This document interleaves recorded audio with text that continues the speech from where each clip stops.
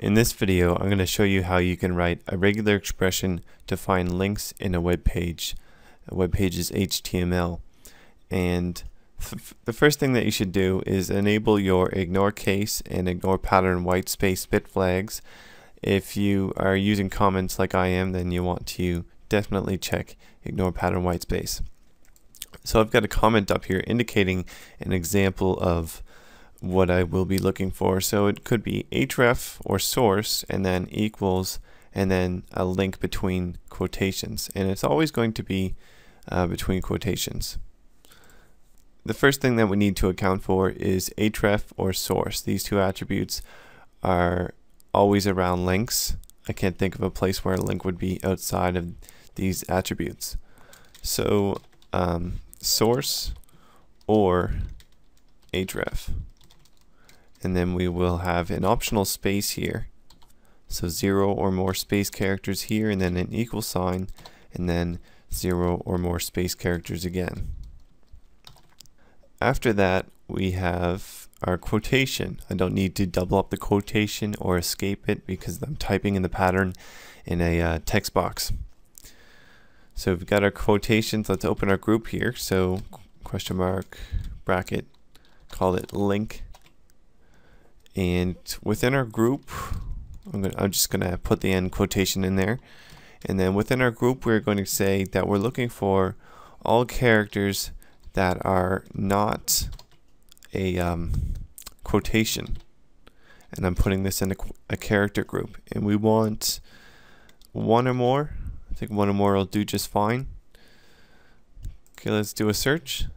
Okay, so you'll notice that there's some hypertext reference found that have one character in there, and you can simply have a minimum value using quantifiers, but I'm going to actually search for HTTP at the beginning, so it's a valid link.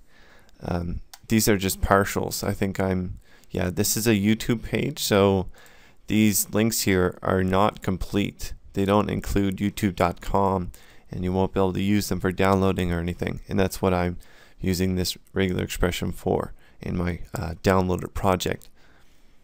So let's search for HTTP at the beginning of the group inside the quotations. So I'm in the group here at the start, and I'm going to type in HTTP and do that. There, I've got all my valid links found here. You can also account for an optional S if you wish. So 0 or more S's. I don't think that'll work. Yeah, that'll work. So there are my HTTPS links, and you can go even further and give it a bit more flexibility if you wish. But that's just about the gist of making a regular expression pattern that finds links within a web page's HTML content. Okay, so I'm going to go over the pattern again. So we're looking for source or href as an attribute, and then we want to look for an equal sign, which may be surrounded by spaces. And then we want to look for our group in between quotations, and it has to be in between quotations. And the group is called link. See it down here below in the groups data grid view, and it actually highlights the group in between the quotations here. Okay, and the group must start with HTTP and an optional S. So this quantifier here specifies that there's going to be 0 or more S's at the end of this text here. And then we want a colon and 2 forward slashes. You don't need to escape these characters. And then we have a character group here indicating that we're looking for any character after this and before our quotation that is not a quotation. And that's pretty much it. And I'm using the quantifier 1 or more. That'll make sure that it finds there has to be at least some text in between the quotations. If you're wondering what I'm doing with the multi-downloader here, I'm basically making a downloading tool. And so you've got download from clipboard, download from a link in the text box, and then download from page where you can mine web pages. I'll just show you right quick what I've done with this downloading list box here. So I'm going to go find a file to download, and you'll see my fancy system here. Going to get rid of this failed one that I tried. And we're going to download a zip file from our website again. And there's the fancy download item.